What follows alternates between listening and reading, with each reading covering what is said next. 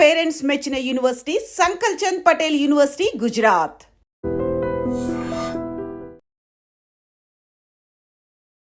నమస్తే, నేను Kavitha. Welcome to iDream news and నిజాలు. ఆపరేషన్ కగార్ ఏర్పాటు చేసినప్పుడు గత ఏడాది కేంద్ర మంత్రి అమిత్ షా ఒక మాట అనౌన్స్ చేశారు. 2026 మార్చ్ 31 కల్లా నక్సలైట్లని మేము రూపుమాపుతాము అనేది. ఇక్కడ నక్సలిజం లేకుండా చేస్తామని, త్వరలోనే దానికి ఎండ్ కార్డ్ పడబోతోంది అనేటువంటి మాటలు వినిపిస్తున్నాయి. తాజాగా మావోయిస్ట్ అగ్రనేత దేవ్జీ లొంగుబాటు తర్వాత తెలంగాణలో శాంతియుతంగా మావోయిస్టుల లొంగుబాటు పూర్తయింది అనేటువంటి ఒక మాట కూడా వినిపిస్తోంది. బట్ దీంతో పాటుగా ఆపరేషన్ కగార్ అయినా, ఆపరేషన్ బ్లాక్ ఫారెస్ట్ అయినా విజయవంతంగా సక్సెస్ అయ్యాయి అని చెప్తూ ఉన్నప్పుడు అక్కడే వినిపించేటువంటి కొన్ని మాటలు ఉన్నాయి. మావోయిజాన్ని, నక్సలిజాన్ని మీరు అంతం చేయలేరు, ఒక చోటు నుంచి మెల్లిగా ఇంకొక చోట స్ప్రెడ్ అవుతుంది, ఉద్యమాల్ని మీరు రూపుమాపలేరు అనేటువంటి మాట. ఏది నిజం? మనతో పాటుగా ఉన్నారు సీనియర్ జర్నలిస్ట్ సురేష్ కొచ్చతిల్ గారు. సార్ నమస్తే. సో మనం ఆపరేషన్ కగార్ గురించి గతంలో మాట్లాడుకున్నప్పుడు ప్రతిసారి దేవ్జీ ఎక్కడున్నాడు, లొంగిపాటు అవుతాడా లేకపోతే ఎన్కౌంటర్లు అవుతాయి, ఇవన్నిటి తర్వాత నిన్న మీడియా ముందుకు వచ్చాడు. ఆయన అనౌన్స్ చేసిన తర్వాత ఇప్పటికి కూడా నేను పోరాటాలు చేస్తూనే ఉంటాను, కాకపోతే ప్రజల మధ్యలో ఉండి ఉద్యమాలు చేస్తాను అనే మాట. ఎందుకని ఇంత పెద్ద హైడ్రామా అనేది నడుస్తోంది ఆపరేషన్ కగార్ చుట్టూ? ఒకటి, ఇదంతా అమిత్ షా గారు ఒక డెడ్ లైన్ ఇచ్చారు. మార్చ్ 31 లోపల 2026 దాకా నక్సలిజాన్ని మొత్తం దేశం నుంచి తూడ్చి బయటకు వేసేస్తాను, కంప్లీట్గా ఫినిష్ చేసేస్తాను. ఆ టార్గెట్లోనే ఉన్నారు ఆయన. దీనికి కారణం చాలా ఉన్నాయి. దీనికి ఒకటి, coordinated attacks. Central government, Chhattisgarh government, Maharashtra government, Telangana government, Odisha, Andhra, కొంచెం మటుకు మధ్యప్రదేశ్. ఈ గవర్నమెంట్స్ అన్నీ కలిసి పనిచేస్తుంది. ఈసారి మీరు చూస్తుంటారు, లాస్ట్ ఒక 2 సంవత్సరాల్లో చాలా హై డిగ్రీ ఆఫ్ కోఆర్డినేషన్ ఉండే. ఒకటి, చాలా మటుకు యంగ్ ఐపీఎస్ ఆఫీసర్స్ని తీసుకొచ్చారు అమిత్ షా గారు, డైరెక్ట్లీ వాళ్ళ హోమ్ మినిస్ట్రీకి రిపోర్ట్ చేసేలాగా. Highly trained, of course commando units ఉన్నారు, మన దగ్గర గ్రేహౌండ్స్ ఉంది, వాళ్ళ వైపు కోబ్రా ఉంది, మహారాష్ట్ర వైపు మిగతా వాళ్ళ కమాండో ఫోర్సెస్ ఉన్నాయి. కానీ ఈసారి జరిగింది ఏంటంటే, ఎన్కౌంటర్స్ అంతా ఛత్తీస్గఢ్లో నడుస్తాం, ఇది చూసుంటారు. ఆ తెలంగాణలో వచ్చి సరెండర్ చేస్తున్నారు. సరే, కొంతమంది 60 మంది, దానికన్నా ముందు 200 మంది, బట్ లోవర్ క్యాడర్ వాళ్ళు మహారాష్ట్రలో సరెండర్ చేశారు. గడ్రిచోలిలో ఈవెన్ ఫడ్నవీస్ గారు వచ్చారు దానికి, సరెండర్ సెరమనీకి. కానీ ఇప్పుడు డౌట్ ఎందుకు వస్తుందంటే, తెలంగాణలో వచ్చేందుకు సరెండర్ చేస్తున్నారు వీళ్ళు. ఎక్కడున్నారు అక్కడ ఉండి అక్కడి నుంచి కొట్లాడి, ఎందుకంటే వీళ్ళ దగ్గర ఎప్పుడు వాళ్ళకి స్లోగన్ ఉండే, మేము we will never surrender, we will fight and die అని చెప్పేసి. కానీ ఇప్పుడు సడన్గా స్ట్రాటజీ మారిపోయింది, ఎందుకు అర్థం కావట్లేదు. పాలిటిక్స్కి వచ్చేస్తున్నారు అని డౌట్ ఉంది ఇప్పుడు. అవునా? Direct Seethakka example, from bullet to ballot, చాలా ఎగ్జాంపుల్స్ ఉన్నాయి కదా మన దగ్గర, అట్లాంటి people who have come from that this. కానీ దానికి ఏదైనా పొలిటికల్ పార్టీ వాడుకుంటున్నారా వాళ్ళని, అదొకటి డౌట్ వస్తుంది. సో తెలంగాణ వైపు ఎందుకు ఇంత పెద్ద హై ప్రొఫైల్ సరెండర్ నడుస్తుంది? అది ఛత్తీస్గఢ్లో ఎందుకు జరగలేదు, మహారాష్ట్ర ఎందుకు జరగలేదు? అఫ్కోర్స్ మీరు చెప్పొచ్చు వీళ్ళందరూ తెలంగాణ నుంచి, ఎందుకంటే నక్సలైట్ మూమెంట్లో చాలామంది సీనియర్ లీడర్లు అందరూ అప్పుడు ఉమ్మడి ఆంధ్రప్రదేశ్ కానీ ఇప్పుడున్న తెలంగాణ నుంచే. Even Devji is from Peddapalli.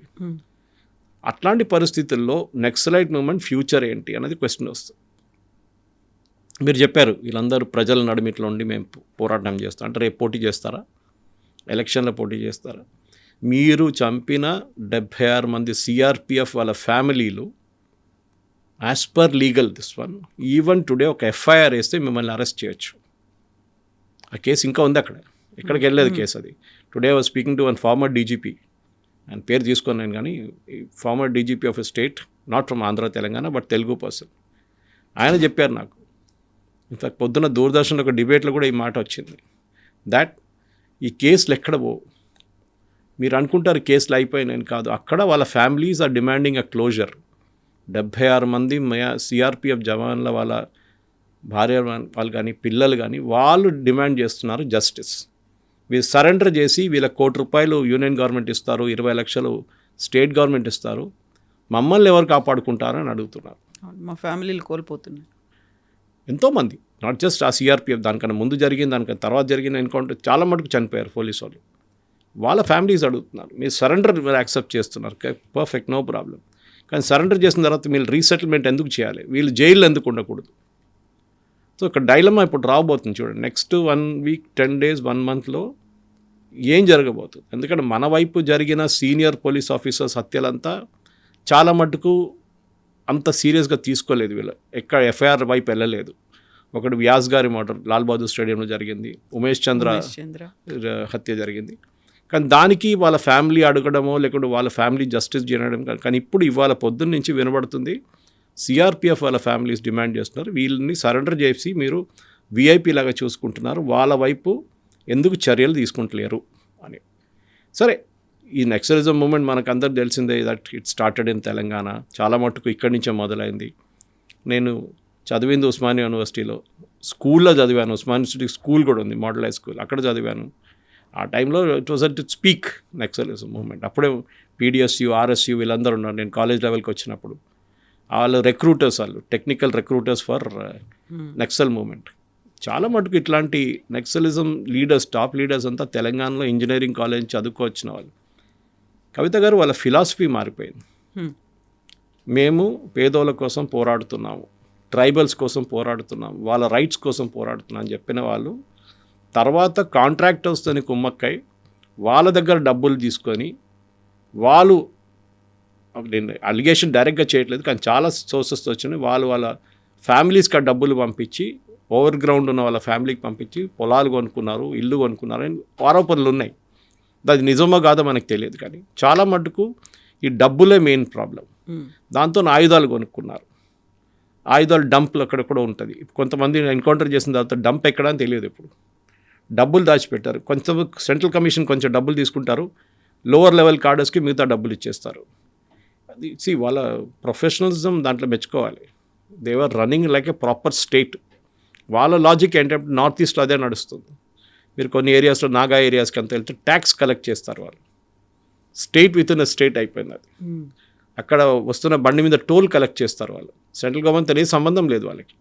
కానీ వాళ్ళు ఏమంటారంటే మా ఉద్యమం నడిపించాలంటే డబ్బులు కావాలి, డబ్బులు కావాలంటే ఇట్లాంటి పనులు చేయాల్సి వస్తుంది అనమాట. సో నక్సలిజం ఇక్కడ జరిగిందంటే ఐ థింక్ 2-3 మెయిన్ రీజన్. ఒకటి సోను సరెండర్ ఒకటి ఉండే, that was a turning point. ఎందుకంటే స్ట్రాటజిక్ లెవెల్లో మీరు అక్కడ ఏం నడుస్తుంది అనేది, సెంట్రల్ కమిటీలో పాలిట్ బ్యూరోలో ఏం నడుస్తుంది చాలా మటుకు గవర్నమెంట్కి, పోలీస్కి అక్కడి నుంచి చాలా మటుకు క్లారిటీ వచ్చింది. దాని తర్వాత చూడండి మిగతా అందరూ సరెండర్ చేసుకుంటూ వస్తున్నారు. వీళ్ళందరూ సోను సరెండర్ చేసిన టైంలో ఆయన్ని మీద వ్యతిరేకంగా చాలా మటుకు ఆరోపణలు చేశారు, మీరు అమ్ముడు పోయారు అది ఇది అని చెప్పేసి. కానీ స్ట్రాటజిక్గా మిస్టేక్ ఎక్కడో జరిగింది మిలిటరీ టర్మ్స్లో. అది గెరిలా వార్ఫేర్ నుంచి ఒక మొబైల్ వార్ఫేర్కి వచ్చిన తప్పు అని చెప్తున్నారు ఇప్పుడు. దాని గురించి కొంచెం మీడియా రిపోర్ట్స్ కూడా వచ్చినాయి. ఏంటి గెరిలా వార్ఫేర్? మనకందరూ తెలిసే మావో చెప్పారు ఒక టైంలో, power flows in the barrel of the gun. కానీ దానికి ఇంకో స్టేట్మెంట్ కూడా ఉంది దాని తర్వాత, ఆ గన్ కంట్రోల్ చేసేది గవర్నమెంట్ ఉండాలని చెప్పి అదొకటి ఉంటుంది. ఎవరి చేతిలో పడితే వాళ్ళ చేతిలో ఉండొద్దు అని చెప్పి. సో నక్సలిజం అనేది ఒక మనకు గెరిలా వార్ఫేర్ తీసుకుంటే బెస్ట్ ఎగ్జాంపుల్ ఇస్ వియట్నాం. ఎంత పెద్ద ఒక యుఎస్ ఆర్మీని చిన్న వణికించిందంట. అండ్ అది ఇట్ వాజ్ అమేజింగ్ థింగ్, దాంట్లో డౌట్ లేదు దాంట్లో. ఎందుకంటే కమిటెడ్ ఫోర్స్ అంటే వాళ్ళు చేయొచ్చు, వాళ్ళు అట్లాంటి ఏమైనా చేయొచ్చు. కానీ మనం చూడాల్సిందంటే why Sukma, why Bijapur, why Kanker, why Gadchiroli, ఎందుకని మనం ఆలోచించాలి. ఎందుకంటే ఈ ఏరియాస్ అంతా ఒకటి ట్రైబల్, నెక్స్ట్ పవర్టీ డ్రివన్. మనకు ఇండిపెండెన్స్ వచ్చినప్పటి నుంచి మనం ఇట్లాంటి ఏరియాస్ని కంప్లీట్గా నెగ్లెక్ట్ చేసాం, దాంట్లో డౌట్ లేదు. ఒక అబ్బాయినో అమ్మాయినో నక్సలిజంలో తీసుకోవాలంటే చాలా ఈజీ. ఇంజనీరింగ్ చేసినావు అంటే మంచిది. ఇంకా వాడి దగ్గర వెళ్ళి చెప్తాను నీకేముంది, నీ దగ్గర ఏముంది, నువ్వు చదువుకున్నా, ఉద్యోగం వచ్చిందా, రాలేదు కదా. అక్కడ చూడు పక్కన కాంట్రాక్టర్ చూడు, 5 అంతస్తుల బిల్డింగ్ కట్టుకున్నాడు, 10 కార్లు ఉన్నాయి, ఇంతమంది పనోళ్ళు ఉన్నారు ఇంట్లో, కోట్లు ఉన్నాడు, ఫారిన్ హాలిడేస్కి వెళ్తారు. నువ్వేం చేసావు, నీకేం వచ్చింది? దెన్ న్యాచురల్లీ ఆ బ్రెయిన్ వాష్ చేసి తీసుకెళ్ళిపోతారు. కానీ వీళ్ళు చూడండి 30-40 సంవత్సరాలు అడవిలో ఉన్నారు వీళ్ళు. ప్రతిరోజు 12 కిలోమీటర్ 14 కిలోమీటర్లు నడుస్తారు. So life is not easy ఆ టైంలో కూడా. కానీ వీళ్ళది ఏం జరిగిందంటే కవిత గారు over a period of time ఈ స్ట్రాటజీ మార్చిన దాంట్లోనే మేజర్ తప్పు వచ్చింది వీళ్ళకి. ఎస్పెషలీ లాస్ట్ 10 సంవత్సరాలు మీరు చూసుంటారు. ఏ టైంలో కొండపల్లి సీతారామయ్య గారి పీడబ్ల్యూజీ నుంచి తీసుకొచ్చి దాంట్లో సిపిఐ, మావోయిస్ట్ కలిసి అందరు చేసిన దాని ప్రకారం కూడా అక్కడి నుంచి ఒక చేంజ్ ఆఫ్ స్ట్రాటజీ వచ్చింది వీళ్ళ దాంట్లో. చాలా మటుకు సక్సీడ్ అయ్యారు వీళ్ళు. అంటే మీరు ప్రతి ఊరికి వెళ్తే అక్కడ ఉన్న ట్రైబల్స్ వీళ్ళ గురించి పోలీసు వాళ్ళు ఎంత ప్రశ్నించినా కానీ వాళ్ళు మాట్లాడరు. పోలీసు వాళ్ళు భయపడుతుండే ఒక ఏరియాలో ఎంటర్ కావడానికి. లిబరేటెడ్ ఏరియాస్ అని స్టేట్మెంట్ కూడా ఇచ్చారు వాళ్ళు సిపి. ఈ ఏరియాస్ అన్ని దండకారణ్య బెల్ట్లో చాలా మటుకు లిబరేటెడ్ ఏరియాస్ ఉందని చెప్పేసి.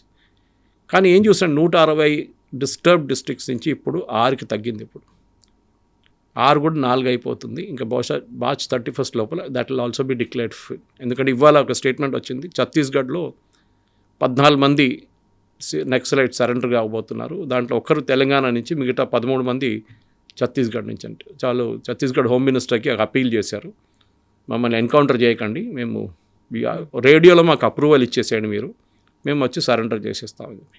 సో చూడండి, ప్రతి జిల్లాలో ఇప్పుడు I think this only 1 guy missing now. బిస్రీ అని ఉన్నారు, ఈజ్ మిస్సింగ్. జార్ఖండ్లో ఎక్కడ ఉన్నారు, వాళ్ళని కూడా ఆయన కూడా వేసుకుంటారు పోలీసు వాళ్ళు. Definite, that is also sure. కానీ మనకు సోషల్ ప్రాబ్లంగా చూస్తే, సరే మీరు ఇప్పుడు డెవలప్మెంట్ తీసుకొచ్చారు, సుక్మాకి 70 సంవత్సరాల తర్వాత ఒక బస్సు వచ్చింది, స్కూల్ కడుతున్నారు, హాస్పిటల్ కడుతున్నారు, రోడ్లు వేస్తున్నారు, మొబైల్ టవర్స్ కనెక్ట్ చేస్తున్నారు. ఇదంతా డెవలప్మెంట్. అంతకుముందు వరకు అది జనతన సర్కార్ అని వాళ్ళే రన్ చేసుకుంటూ ఉండేవాళ్ళు.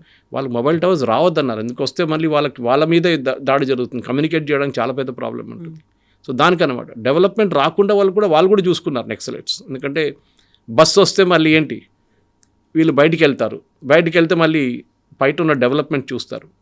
మీరు మొన్న కూడా చూసుంటారు, ఈ సరెండర్ చేసిన కొంత సీనియర్ నక్సలైట్ లీడర్స్ని మన తెలంగాణ పోలీస్ హైటెక్ సిటీ అంతా తిప్పారంట. డెవలప్మెంట్ చూడండి, ఇది చూడండి, మీరు అడవిలో ఉన్నారు ఇన్ని సంవత్సరాల నుంచి, ఇప్పుడు పిల్లలకి మేము మీ ఊరు నుంచి వచ్చే పిల్లలు కూడా ఇట్లాంటి ప్లేసెస్లో ఉద్యోగం వస్తుంది, ఇంజనీరింగ్ చేసినా కానీ ఏం చేసినా కానీ. అది దట్ ఈస్ బేసిక్లీ ఒక రివర్స్ బ్రెయిన్ వాషింగ్ అని చెప్పొచ్చు. అది ముందైతే ఉల్టా వెళ్తుండే, ఇప్పుడు ఇటువైపు వచ్చేసి. కానీ ఆ రోజు ఉస్మానియా యూనివర్సిటీలో ఉన్న నక్సలిజం మూమెంట్కి ఇప్పుడున్న ఉస్మానియా యూనివర్సిటీకి ఉన్న నక్సలిజం మూమెంట్కి సంబంధమే లేదు. ఇప్పుడు ఉస్మానియాలో వైపౌట్ అయిపోయారు కంప్లీట్. ఒక టైంలో నల్లమలకి వెళ్ళాలంటే భయపడుతుండే, అక్కడ బ్లూ టార్పోలిన్ వేసుకొని ఎవరైనా ఉంటే పోలీసు వాళ్ళకి డౌట్ వస్తుంది అప్పుడు ఇమీడియట్గా నక్సలైట్స్ వచ్చేసారని. ఆయన ఈ పీస్ టాక్స్ అని పెట్టిన దానికి చాలా క్లియర్గా that is a strategic blunder. ఎందుకంటే రీగ్రూప్ చేసుకున్నారు ఇమీడియట్గా. ఆ రోజు ఆ 10-15 రోజులు ఒక నెల పాటు సీజ్ ఫైర్ పెట్టింది తప్పు. తర్వాత తెలిసింది ఆయనకు కూడా, but it's too late by then. కానీ ఇప్పుడు జరిగింది, అమిత్ షా గారు ఇచ్చిన డెడ్ లైన్ చూడండి, ఎంత స్పెసిఫిక్గా కొడుతున్నారు వీళ్ళని. So that even senior leaders, central committee members కూడా సరెండర్ చేస్తున్నారు ఇప్పుడు. కానీ ముందుకెళ్ళి ఇంకేం జరుగుతుంది, ఇది రీగ్రూప్ అయ్యి మళ్ళీ ఇంకేమైనా రూపంలో వస్తుంది. ఎందుకంటే ఇదే అయిపోతుంది. ఎందుకంటే అక్కడ నుంచి నక్సల్బరీ వెస్ట్ బెంగాల్ నుంచి మన దగ్గరకు వచ్చింది, ఇక్కడ నుంచి మళ్ళీ ఇక్కడ అన్నోన్ ప్లేసెస్లోకి వెళ్ళిపోయి అక్కడ ఏమన్నా స్ప్రెడ్ అవుతుందా అని ఎప్పుడు అందరు అడుగుతుంది. ఇక్కడ ముందు కూడా చాలాసార్లు చెప్పాను, నన్ను చాలామంది అడుగుతారు, సురేష్ గారు వెస్ట్ బెంగాల్లో నక్సల్బారీలో మొదలైన నక్సలిజం ఇప్పుడు అక్కడ లేదే. Correct. Kerala first elected communist government of the world, EMS Namboodiripad. నక్సలిజం అక్కడ లేదే. దానికి కారణాలు ఉన్నాయి. వెస్ట్ బెంగాల్ అండ్ కేరళ ఆ టైంలో కమ్యూనిస్ట్ వాళ్ళు రూల్ చేస్తుండే. ఆ టైంలో వాళ్ళు ల్యాండ్ రిఫార్మ్స్ తీసుకొచ్చారు. దీనికి బేసిక్ కారణం అది. అక్కడి నుంచే మొదలవుతుంది అన్ని ప్రాబ్లమ్స్. ఒక్కడికి 100 ఏకర్లు 200 ఏకర్లు ఉంటుంది, ఈ పేదోనికి 1 ఏకర్ కూడా ఉండదు. వాళ్ళు ఎట్లా జీవితం ఎట్లా నడిపించుకుంటారు. సరే భూదాన్ మూమెంట్ తీసుకొచ్చారు, ఆచార్య వినోబావే అదంతా చేశారు బాగానే, కానీ అది ఒక లిమిట్ నుంచి బయటకు వెళ్ళలేదు. అది ఉన్న భూదాన్ ల్యాండ్లో కొట్టేశారు మన వాళ్ళు ఇక్కడ హైదరాబాద్ పక్కన. ఈ పరిస్థితుల్లో land reforms was the crucial factor కేరళలో. వెస్ట్ బెంగాల్లో కూడా Jyoti Basu government bought in land reforms. దాంతో నక్సలిజం మొత్తం అక్కడి నుంచి అవుట్ అయిపోయింది. వాళ్ళ మెయిన్ ప్లాంక్ ఏముండంటే డెవలప్మెంట్ లేదు. మీరు చూడండి, మీకు పొలాలు లేవు, ఒకడికి 100 ఏకర్లు, మీకు 1 ఏకర్ కూడా లేదు. So what you me life ఏంటని చెప్పేసి. కానీ ఇప్పుడు వచ్చిన ఆ రొమాంటిసిజం ఉంది చూడండి, నక్సలిజంది ఒక టైంలో ఉండే. ఓకే, ఆ షేగవర్ ఆ టీషర్ట్ వేసుకోవడమా, లేకుంటే మావో పోస్టర్లు పెట్టడం, ఇదంతా పోయింది ఇప్పుడు. Now it's question of survival. So వీళ్ళకి కూడా అర్థమైపోయింది, మేము ఉంటే అడవిలో ఎక్కువ రోజులు ఉండాలి. ఎందుకంటే మీరు ఒక సెంట్రల్ కమిటీ మెంబర్ని అప్రోచ్ కావాలంటే ఆ టైంలో నాకు గుర్తుంది, చాలామంది జర్నలిస్ట్ ఇంటర్వ్యూ చేయడానికి వెళ్తుండే వీళ్ళని. వాళ్ళని ఒక ప్లేస్కి తీసుకెళ్ళి అక్కడి నుంచి మొత్తం కట్టేసి కళ్ళని కట్టేసి అదే 15-20 కిలోమీటర్ 30 కిలోమీటర్ నడిపించి 2 బండ్లు 3 బండ్లు చేంజ్ చేసి లాస్ట్ కలుస్తారు వీళ్ళని. కానీ సెంట్రల్ కమిటీ మెంబర్స్ కూడా ఇప్పుడు 15, 50 నుంచి 22 నుంచి 4 వచ్చేస్తారు.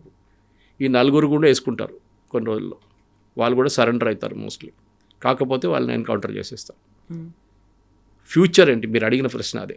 ఎగ్జాక్ట్లీ. ఇప్పుడు సరెండర్ అవుతారు, లేకపోతే ఎన్కౌంటర్ చేస్తారు అంటే బెదిరించి మరి భయపెట్టి, లేదు మీరు సరెండర్ కాకపోతే మీ ప్రాణాలు తీస్తాము అంత డైరెక్ట్గా చెప్పడం. ఇప్పటిదాకా మనకు మానవ హక్కులు, ఇలాంటి పౌర హక్కులు అనేవి ఉన్నాయి కదా, అలా ఎలా చేస్తారు? వాళ్ళు కూడా they are fighting for a reason. వాళ్ళు ఇంతకాలం చేస్తూ వచ్చారు కదా, మీకెందుకు ఇంత రాజ్యం ఇంత అహంకారంతో ఎందుకు చేస్తోంది అనేది?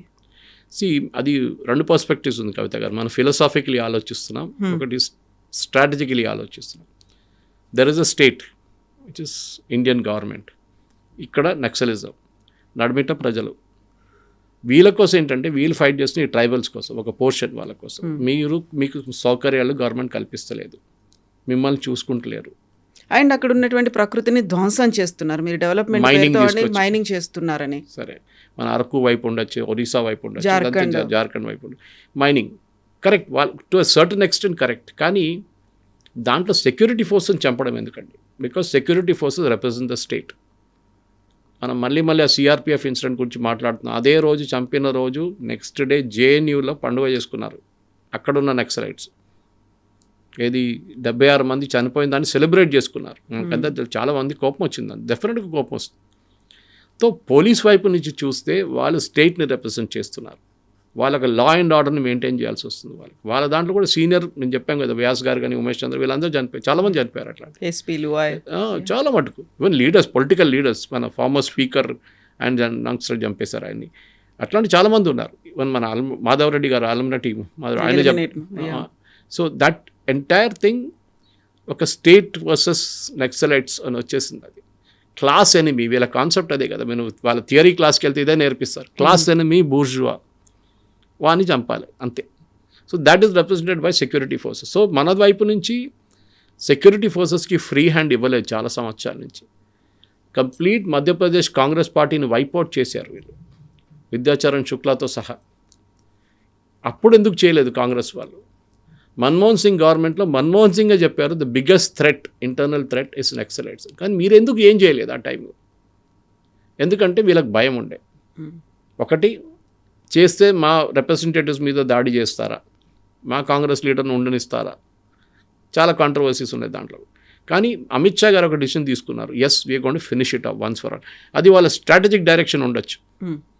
బీజేపీకి నక్సలైట్స్కి ఎప్పుడు ఒక రిలేషన్షిప్ లేకుండే. చాలా మటుకు ఇక్కడ కాంగ్రెస్ వాళ్ళు చేసుకున్నారు, కానీ అక్కడ అది లేకుండా సరెండర్ పాలసీ ఉంది ఇప్పుడు కూడా తెలంగాణలో. బీజేపీ వచ్చిన తర్వాత ఈ గివ్ ఎ ఫ్రీ హ్యాండ్. నేను చెప్పినట్లు ఒక యంగ్ ఐపీఎస్ ఆఫీసర్స్ తీసుకొచ్చారు, టార్గెట్ ఇచ్చేశారు, you have to do it, మీకు ఏం కావాలంటే చెప్పండి ఇస్తాను. ఎందుకంటే నక్సలిజంని కొట్టడానికి 2 ఆయుధాలు ఉన్నాయి మెయిన్గా. ఒకటి human intelligence, next technical intelligence. Human intelligence అంటే ఏం లేదు, డబ్బులు విపరీతంగా ఖర్చు పెట్టి అక్కడున్న ఎవరెవరు వీళ్ళతో తోడున్నారో వాళ్ళని కొనుక్కోవడం. ఒకసారి వాళ్ళ దగ్గర నుంచి ఇన్ఫర్మేషన్ వస్తే ఎన్కౌంటర్ చేయడం. ఎన్కౌంటర్ చేయగానే మన వరవరరావు గారు, హరగోపాల్ గారి వాళ్ళు వెళ్తారు, అక్కడ వెళ్ళి ప్రొటెస్ట్ చేస్తారు, హైకోర్టుకి వెళ్తారు, పోస్ట్మార్టం చేయించమంటారు. ఒక వారం తర్వాత అందరు మర్చిపోతారు. ఇదే ఒక సైకిల్ రిపీట్ అవుతుంది. కానీ ఈ సైకిల్ ఎక్కడో ఒక ప్లేస్లో బ్రేక్ చేయాలంటే ఆ తప్పు జరిగింది సెంట్రల్ మిలిటరీ కమిషన్ది, shifting from guerrilla warfare to open warfare. Open వార్ఫేర్లో న్యాచురల్లీ మీరు ఎక్స్పోజ్ అయిపోతారు, న్యాచురలీగా. అన్లెస్ మీరు తిక్కన అడవి లోపల ఉంటేనే మీకు అడ్వాంటేజ్ ఉంటుంది. కానీ మీరు ఒక రోడ్ పక్కన ఉన్న దాని నుంచి మీరు ఫైరింగ్ చేస్తారు, అదే జరుగుతుంది కదా మోస్ట్లీ. మైండ్ బ్లాస్ట్ చేసిన తర్వాత ఫైరింగ్ ఉంటుంది. కానీ ఆ స్ట్రాటజీ తీసుకొచ్చిన తప్పని వీళ్ళ పాలిట్ బ్యూరో అడ్మిట్ చేశారు. మళ్ళీ 2024లో మేము తిరిగి గరిలాకి అనగానే ఇట్స్ టూ లేట్, అయిపోయింది, ఫినిష్, మ్యాటర్ ఎండ్స్. సెకండ్ ఏంటంటే కవిత గారు, గ్రౌండ్ లెవెల్ రిక్రూట్మెంట్ లేదు. ఫస్ట్ మీరు ఒక సెంట్రల్ కమిటీ మెంబర్ని అప్రోచ్ కావాలంటే 3 సర్కిల్స్ ఉంటాయి వాళ్ళకి. ఒక సర్కిల్ బాడీ గార్డ్స్, దాని తర్వాత అవుటర్ లేయర్, అవుటర్ డిఫెన్స్, అక్కడి నుంచి 2 కిలోమీటర్ల దూరం వెళ్తే నెక్స్ట్ 1, దాని తర్వాత నెక్స్ట్ 1. కానీ ఇప్పుడు ఈ లాస్ట్కి లేదు, నడిమిట్లో కూడా లేదు. ఇప్పుడు చూడండి, మన సరెండర్ చేస్తున్న 24 మందితో సరెండర్ చేస్తున్నారు, విచ్ ఇస్ నథింగ్. అంత సీనియర్ లెవెల్లో ఉన్న మనుషులు ఎక్కడ పోయారు వీళ్ళందరూ? చాలామంది సరెండర్ చేశారు. మీరు చూడండి, బస్తర్ వైపు కానీ గద్దిర్చోలి వైపు 600 మంది సరెండర్ చేశారు. వీళ్ళందరూ లోవర్ లెవెల్ కార్డర్స్, ట్రైబల్ ఏరియా నుంచి ట్రైబల్స్ని తీసుకుంటారు వీళ్ళు. వాళ్ళకి మోటివేషన్ లేదు, ఇప్పుడు డబ్బులు రావట్లేదు, వాళ్ళ బతుకు డేంజర్, వాళ్ళు చూస్తున్నారు ఎన్కౌంటర్ చనిపోతే మాకేమొస్తుందని.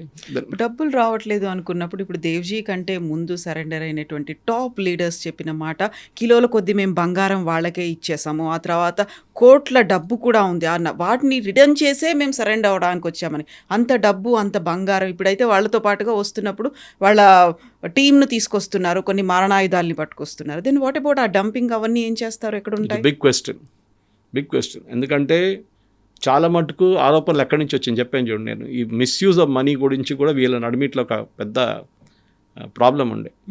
ఎందుకంటే వీళ్ళకు ఒక డిసిప్లిన్ ఉంది, మీరు ఏదైనా మెచ్చుకోవాలి, డిసిప్లిన్ ఉంది వాళ్ళ దాంట్లో.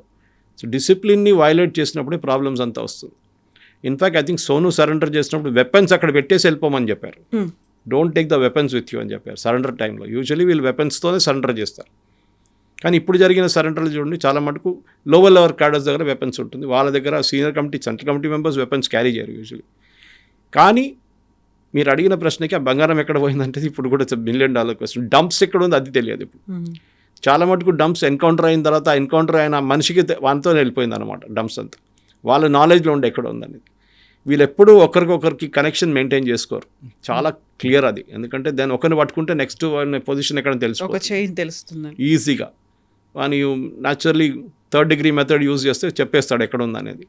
కానీ ఇప్పుడు మీరు అడిగిన ప్రశ్నకి అదొక పెద్ద ప్రశ్న. నెక్స్ట్ మళ్ళీ ఇది రాకుండా చూసడానికి అది ఇంకా పెద్ద ఒక ఛాలెంజ్ కవిత. ఎందుకంటే ఇంకా కొత్త రూపంలో తయారై వస్తుంది అది. And that is going to be a big question. గవర్నమెంట్కి డెవలప్మెంట్ మైనింగ్, రెస్పాన్సిబుల్ మైనింగ్ చేయాలి, ఇర్రెస్పాన్సిబుల్ మైనింగ్ కాదు. అరకు వైపు కానివ్వండి, ఇటు ఒరిస్సాల కాలంది అటువైపు, ఛత్తీస్గఢ్లో కూడా ఉంది చాలా మటుకు. Mining should be very very responsible mining. ఎందుకంటే అక్కడే ఈ ప్రాబ్లం అంతా స్టార్ట్ అవుతుంది మళ్ళీ కొత్తగా. ఎందుకంటే పాత సిస్టంలో మీకు కాకతీయ యూనివర్సిటీ కానీ ఉస్మానియా యూనివర్సిటీ నుంచి ఫీడర్స్ ఉండే, మీకు రెగ్యులర్ రిక్రూట్మెంట్ ఉండే. ఇప్పుడు ఆ రిక్రూట్మెంట్ మొత్తం ఆగిపోయింది. నాకు ఇప్పుడు కూడా గుర్తుంది, చదువుకున్న టైంలో ఒకరోజు రామ్నగర్ దగ్గర మా జమోస్మానియా ఇల్లు, అక్కడి నుంచి రామ్నగర్ దగ్గర నిలబడి మాట్లాడుతున్నాం మా ఫ్రెండ్స్ అందరూ. ఒక సండే రోజు సడన్గా ఒక పోలీస్ వ్యాన్ వచ్చింది, అన్మార్క్డ్ వ్యాన్. ఒక 5 మంది దిగారు ప్లెయిన్ క్లోత్స్ వల్ల, ఒక ఫ్లాట్కి పైకి వెళ్ళారు, 5 పిల్లల్ని పట్టుకొచ్చారు కిందకి. మేము చూస్తూనే ఉన్నాం. ఏం జరిగిందంటే మాకు కూడా surprise, with in matter of seconds ఇదంతా జరిగింది. తర్వాత తెలిసిందంటే దేవర్ కొరియర్స్. వీళ్ళు ఏం చేస్తారు, కాలేజ్ పిల్లల్ని వాడుకుంటారు నక్సలైట్స్. వీళ్ళు ఎక్కడి నుంచి మెసేజ్ ఇంకో ప్లేస్కి పంపించడానికి న్యాచురల్లీ వాళ్ళని వాడుకుంటారు. ఆ చైన్ మీరు బ్రేక్ చేశారనుకోండి, then you will get to know who is where అనేది. అది ఉండేది మనకు, అది కూడా పోయిన తర్వాత. సో వీళ్ళది ఏంటంటే గ్రౌండ్ లెవెల్ నుంచి మొత్తం సపోర్ట్ పోయింది వీళ్ళది. ఇంకోటి ఈ సెక్యూరిటీ ఫోర్స్ని చెప్పడం, ఈవెన్ ట్రైబల్స్ని చెప్పారు చాలామంది చంపారు. లాజిక్ ఏంటంటే వాళ్ళు పోలీస్ ఇన్ఫార్మర్స్ అయిపోయారు, అది ఇదని చెప్పి వాళ్ళని చంపారు. కొంతమందిని ఇవాళ డీజీపీ గారు చెప్పారు నాకు, ఉరి తీశారు చంపకుండా. ఐసిస్ ఎట్లా ఆడుకున్నారు, ఈవెన్ సెక్యూరిటీ ఫోర్సెస్ మన సిఆర్పిఎఫ్ వాళ్ళు చంపిన తర్వాత తల కట్ చేసి ఫుట్బాల్ ఆడుకున్నారంట వీళ్ళు. ఆలోచించండి, అంత దారుణమైన పరిస్థితి ఉండే అక్కడ. సో న్యాచురల్లీ సెక్యూరిటీ ఫోర్సెస్ కూడా వాళ్ళ కోపం ఉంటుంది, చేతిలో దొరికితే వీళ్ళని ఫినిష్ చేసేసారు. అది నక్సలైట్స్ తెలుసు, పోలీసు వాళ్ళకి తెలుసు. వీళ్ళ చేతిలో వాళ్ళు దొరికితే ఫినిష్, వాళ్ళ చేతిలో వీళ్ళు దొరికితే ఫినిష్ అన్నమాట. కానీ ఇప్పుడు గ్రౌండ్ లెవెల్ నుంచి మొత్తం సపోర్ట్ పోయింది, వాళ్ళ పర్సనల్ బాడీ గార్డ్స్ కూడా తగ్గిపోయారు. There is no other way. And next is మన పోలీస్ ఫోర్సెస్ కూడా మెచ్చుకోవాలి. ఒకటి నెగోషియేటింగ్ అని చెప్పి చాలా స్పెషలైజ్ స్కిల్ అది. మీరు డైరెక్ట్గా మాట్లాడితే పెద్ద ప్రాబ్లం అవుతుంది. రేపు పోలీసు వాళ్ళు మాట్లాడుతున్నారు నక్సలైట్స్ వాళ్ళు, ఇండైరెక్ట్గా మాట్లాడాల్సి వస్తుంది థర్డ్ పార్టీతో. మాట్లాడి సరెండర్ చేయడానికి నెగోషియేట్ చేయాలి. అది ఎప్పుడు బయట చెప్పారు, it is the kind of trade secret. అంత అయిన తర్వాత ప్రెస్ కాన్ఫరెన్స్ అనౌన్స్ చేసిన తర్వాతనే వీళ్ళు మీడియా ముందు తీసుకొస్తారు. ఫస్ట్ 2-3 రోజులు డీబ్రీఫింగ్ ఉంటుంది, ఐబీ వాళ్ళు ఉంటారు, ఐబీ వాళ్ళు ఇంటర్వ్యూ చేస్తారు, ఎక్కడ ఏంటి ఎంతమంది ఉన్నారు మొత్తం డీటెయిల్స్ కంప్లీట్గా అడిగిన తర్వాతనే, డీబ్రీఫింగ్ అయిన తర్వాతనే వీళ్ళని మీడియా ముందు తీసుకొస్తారు. అక్కడ కూడా ఎక్కువ ప్రశ్నలు అడగడానికి ఆపర్చునిటీ ఉండదు, అంతే న్యాచురల్లీ అంతే. కానీ ఇప్పుడు జరిగిన ఈ మార్పుల్లో అమిత్ షా గారు విల్ క్లెయిమ్ అ విక్టరీ, అంటే డౌట్ లేదు. Has proved that central government, state government కలిసి పనిచేస్తే నక్సల్ మూమెంట్ అనే మూమెంట్ని ఆపొచ్చు అని ఒక క్లాసిక్ ఎగ్జాంపుల్ అది. దీనికన్నా ముందున్న గవర్నమెంట్స్ ఎందుకు చేయలేదు అనేది, అది రమణ్ సింగ్ గవర్నమెంట్ ఛత్తీస్గఢ్లో ఉండొచ్చు, అప్పుడు బీజేపీ, దాని తర్వాత భూపేష్ బఘెల్ గవర్నమెంట్ కాంగ్రెస్ది, ఇప్పుడున్న గవర్నమెంట్, ముగ్గురు పనిచేశారు. కానీ భూపేష్ బఘెల్ గవర్నమెంట్ కొంచెం వీక్ అయిపోయారు నడిమిట్లో, అక్కడే ప్రాబ్లం వచ్చింది. ఒరిస్సా వైపు బీజేడీ నుంచి బీజేపీ గవర్నమెంట్ మూవ్ అయినప్పుడు మళ్ళీ మొదలైంది అక్కడి నుంచి ప్రెషర్. మధ్యప్రదేశ్ ఎనీవే బీజేపీ తరఫు ఉండే, అటువైపు ఫడ్నవీస్. ఇప్పుడున్న పరిస్థితుల్లో డెవలప్మెంట్ అనేది గవర్నమెంట్ ఆన్ గ్రౌండ్ చూపియాల్సి వస్తుంది. They have to show visible improvement. Adivasi పిల్లలు నాకు ఇప్పుడు కూడా గుర్తుంది, మేము ఇక్కడ నల్లమల వైపు క్యాంపులు చేస్తున్నప్పుడు, మెడికల్ క్యాంపులు అని చేస్తున్నప్పుడు అక్కడ ఉన్న ట్రైబల్స్, మన చెంచు ట్రైబల్స్, వాళ్ళు ఆర్చరీలో ఎక్స్పర్ట్స్, వాళ్ళు చాలా బాగుంటుంది. సో ఈ ఆర్చరీ ఫౌండేషన్ ఆఫ్ తెలంగాణ ఏం చేశారంటే, అప్పుడు ఉమ్మడి ఆంధ్రప్రదేశ్ ఉండే తెలంగాణ ఫౌండేషన్, తెలంగాణ వాళ్ళు వీళ్ళ కోసం కాంపిటీషన్ ఆర్గనైజ్ చేశారు ఈ మెడికల్ క్యాంప్తో సహా. దాంట్లో 10 మంది 15 మంది ఐడెంటిఫై చేశారు, చాలా మంచి వాళ్ళని మన ఎస్ఐకి పంపించి పటియాలాలో కోచింగ్ ఇచ్చారు, స్పెషలైజ్డ్. అక్కడ కాకుండా ఇక్కడ ఢిల్లీలో ఎక్కడో ప్లేస్లో చేశారు వీళ్ళు. That is important. వాళ్ళని ఆ టాలెంట్ యూజ్ చేసుకుంటే ట్రైబల్స్ వాళ్ళు బయటికి ఎక్కువ రారు, ట్రైబల్స్ ఇట్లా. కానీ వాళ్ళ ఆర్చరీ వాళ్ళకొక లింబారామ్ తీసుకోండి, నేషనల్ లెవెల్ ఛాంపియన్ ఉండి, ఇవాళ international level. Lot of people like that వాళ్ళు ట్రైబల్ బ్యాక్గ్రౌండ్ నుంచి వస్తారు వాళ్ళు. ఇది చేయాలన్నమాట. వాళ్ళకున్న స్కిల్స్ మనం వాడుకో.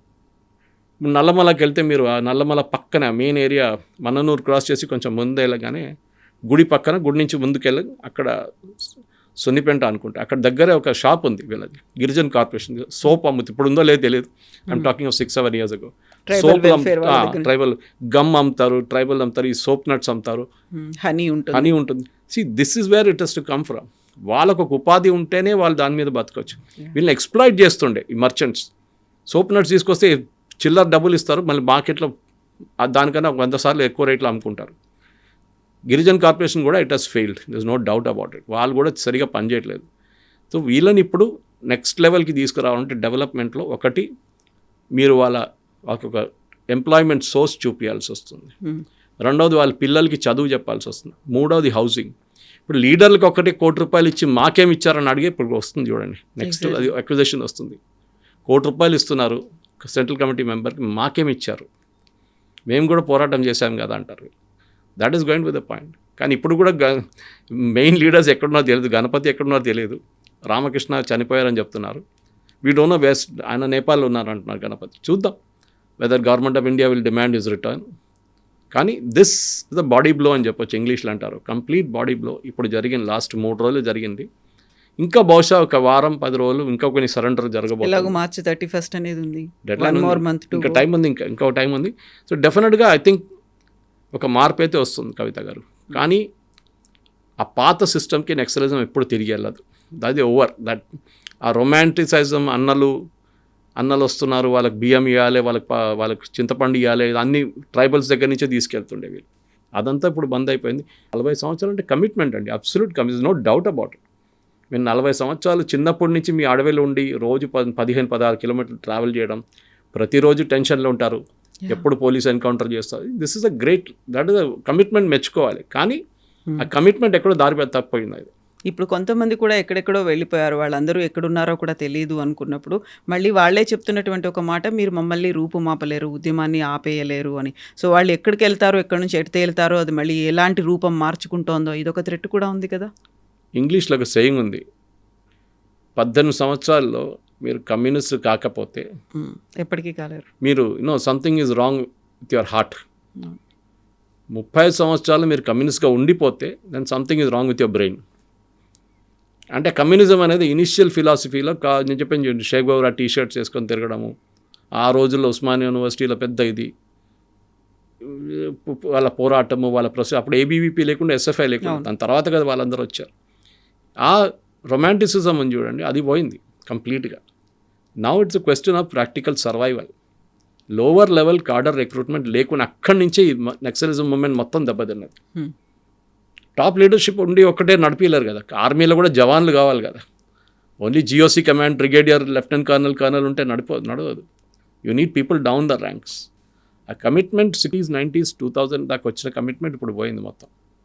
ఇప్పుడు అందరూ మెటీరియలిస్టిక్ అయిపోయారు. పిల్లలు కూడా నేనెందుకు అడవిలో వెళ్ళి ఉండడం, అక్కడ మేము ఇక్కడ వెళ్ళి పని చేసుకుంటాం హైదరాబాద్లో వెళ్ళి, అదే జరుగుతుంది ఇప్పుడు. And I think one way it is good. కానీ ఈ ట్రైబల్స్ని వీళ్ళు వెళ్ళిపోయారని చెప్పి ఇంకా ఎక్స్ప్లాయిట్ చేయకండి. అది దట్స్ అ బిగ్ తప్పు వీళ్ళు చేయబోతుంది. గవర్నమెంట్ ఈ గిరిజన్ కార్పొరేషన్ కానీ వీళ్ళందరూ రీవైటలైజ్ చేసి ట్రైబల్స్ని వాళ్ళకి హక్కులు, వాళ్ళకి కావాల్సిన హక్కులు ఇచ్చి దెన్ డోంట్ ఇంటర్ఫియర్ ఆల్సో. అక్కడ వెళ్ళి మీరు పెద్ద పెద్ద ఫ్యాక్టరీలు పెట్టకండి, వాళ్ళ రెస్ట్రిక్టెడ్ ఏరియా ఉంటుంది, అక్కడ వాళ్ళని ఉండేయండి, వాళ్ళ వే ఆఫ్ లైఫ్ ఉంటుంది సపరేట్గా. మా ఫ్రెండ్ ఒకరు ఉన్నారు మైసూర్లో, ఛాయన్ అని చెప్పి she runs a very big honey factory, nectar fresh అని చెప్పి, మైసూర్ హైవే పక్కన. ఆమె వీళ్ళతో పనిచేస్తున్నారు నక్సలైట్తో. కర్ణాటకలో ఉన్న ఈ Okay. ట్రైబల్స్ని నక్సలైట్స్ మూవ్మెంట్కి వెళ్లకుండా ఉండడానికి ఆమె చేసిన కృషి చాలా ఉంది. సింపుల్ ఎగ్జాంపుల్ ఇస్తాను కాబట్టి, హనీ కలెక్ట్ చేసినప్పుడు అన్నిటికంటే పెద్ద ప్రాసెస్, హనీ రేటు తగ్గడానికి కారణం ఏంటంటే క్యాన్ తీసుకెళ్తారు చూడండి హనీ కలెక్ట్ చేయడానికి, అది వీళ్ళు కడగరు, క్లీన్గా మెయింటైన్ చేయరు, అదే వాడుకుంటారు. ఆ ప్రాసెస్ నేర్పియాలి. సో CFTRI వీళ్ళందరూ కలిసి they taught them the process. Each time దాన్ని స్టెరిలైజ్ చేసి Quality క్లీన్ చేసి తీసుకొస్తే మీకు క్వాలిటీ ఎక్కువ అవుతుంది, మీకు వచ్చే ఆదాయం ఎక్కువ అవుతుంది. అది చేయాలన్నమాట. సోప్ నట్స్ తీసుకొస్తారు, దాన్ని ఏం చేస్తారు, ఎండ్ ప్రోడక్ట్ ఏంటి దాన్ని గవర్నమెంట్కి ఇవ్వడం కాదు, మీ వైపు నుంచి కూడా చిన్న ఒక SME పెట్టుకోండి అక్కడ నల్లమల్లని. That will be the ideal development. అది పోలీసు వాళ్ళ వైపు నుంచి కూడా చేస్తే బాగుంటుంది, ఎందుకంటే వాళ్ళకి వీళ్ళతో కాంటాక్ట్ చాలా బాగుంటుంది. బ్యూరోక్రసీ అంత బాగా పనిచేయరు ఎప్పుడు. They should do it. I think ఇప్పుడున్న DGP గారు కానీ, శివధర్ రెడ్డి కానీ, మీరు ఎవరైనా కానివ్వండి, they should take up this as a initiative, ఒక CSR ఇనిషియేటివ్ లాగా తీసుకోవాలన్నమాట. దాంతో ట్రైబల్స్ని కూడా మీరు వీళ్ళందరూ తప్పుదారి పెట్టించారు, వాళ్ళని అందరూ రిటర్న్ తీసుకురావచ్చు. Yes, అండి. Thank you so much. Thank you very much. Thank you. And for more videos, Please subscribe to iDream. Please subscribe to iDream. Please subscribe iDream. And please subscribe to iDream. For more videos, subscribe to iDream. please like, share and subscribe to the channel. Congratulations, iDream. Subscribe to iDream. Subscribe to iDream. So subscribe to iDream Media. iDream ki iDream team అందరికి huge congratulations. Please subscribe iDream Media. Please subscribe to iDream. Subscribe iDream. Please subscribe to iDream. iDream అంటే నా కళల ఛానల్ను subscribe చేసుకున్న నోరు తిరుగుతలేదు, మీరైతే గంట గుర్తు కొట్టండి. For more such videos, please subscribe to iDream. Subscribe to iDream. Please subscribe to iDream. Please subscribe iDream Media. Please do subscribe to iDream. Please subscribe to iDream Media. For best entertainment and information, please subscribe iDream. And don't forget to subscribe to iDream.